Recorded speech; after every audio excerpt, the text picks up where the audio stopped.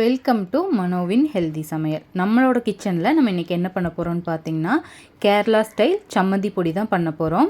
So அது பண்ணுறதுக்கு தேவையான பொருள் என்னென்னு பார்த்துடலாமா? நம்ம யூஸ்வலாக இட்லி தோசைக்கு இட்லி பொடி, கொள்ளு பொடி, பருப்பு பொடி வச்சு சாப்பிடுவோம். இப்போ நம்ம பண்ண போகிற சம்மந்தி பொடி தோசைக்கும் இட்லிக்கு சாதத்துக்கு எல்லாத்துக்குமே ரொம்ப டேஸ்ட்டாக இருக்கும்.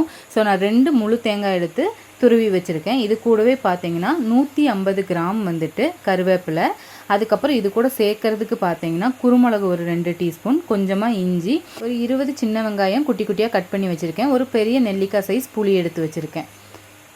காரத்துக்கு பார்த்தீங்கன்னா ஒரு 12 வரமிளகா எடுத்து வச்சுருக்கேன். ஃபஸ்ட்டு ஒரு அடிக்கனமான பாத்திரம் வச்சுட்டு வரமிளகாவும் குருமிளகும் போட்டு ட்ரையாக ரோஸ்ட் பண்ணி எடுத்துடலாம். இதை நல்லா ரோஸ்ட் பண்ணி எடுத்துட்டு அதே பாத்திரத்தில் தேங்காய், அதுக்கப்புறம் சின்ன வெங்காயம், இஞ்சி, கருவேப்பிலை இதெல்லாம் போட்டுட்டு நல்லா வறுத்தெடுக்கணும். ட்ரையாக ரோஸ்ட் பண்ணி எடுக்கணும். நம்ம இந்த வறுக்கிறதுல தான் சம்மந்தி பொடி நல்ல டேஸ்ட் கொடுக்கும் நமக்கு. புளி கலரில் தேங்காவை வறுத்தெடுக்கணும். அடி பிடிக்கக்கூடாது. அதனால் சிம்மில் வச்சுட்டு பொறுமையாக வறுத்தெடுத்துடலாம். இது ரொம்ப ரொம்ப டேஸ்ட்டாக இருக்கும் சாதத்துக்கு. யூஸ்வலாக கேரளாவில் நிறைய பேர் ஹாஸ்டல்லையும் வெளிநாட்டிலையும் போய் வேலை செய்கிறவங்களுக்கு சம்மந்தி பொடி ரெடி பண்ணி கொடுப்பாங்க. இப்போ தேங்காய் நல்ல புளி கலருக்கு வர்ற வரைக்கும் நம்ம வறுத்தெடுக்கணும். இது மாதிரி நல்லா ட்ரையாக ரோஸ்ட் பண்ணி எடுத்துடணும். அப்போ தான் நமக்கு கெட்டு போகாது. கொஞ்ச நாள் வச்சு யூஸ் பண்ணுறதுக்கும் நல்லாயிருக்கும்.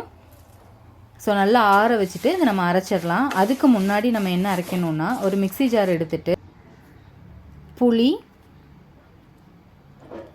அது கூடவே பார்த்தீங்கன்னா வரமிளகா,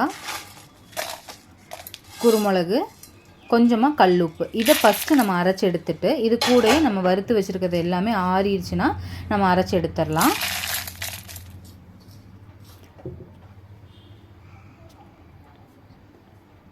அது கூட இதையும் சேர்த்துட்டு நம்ம ட்ரையாக நல்லா அரைச்சி எடுத்துடலாம். தண்ணி எதுவும் இருக்கக்கூடாது மிக்ஸி ஜாரில்.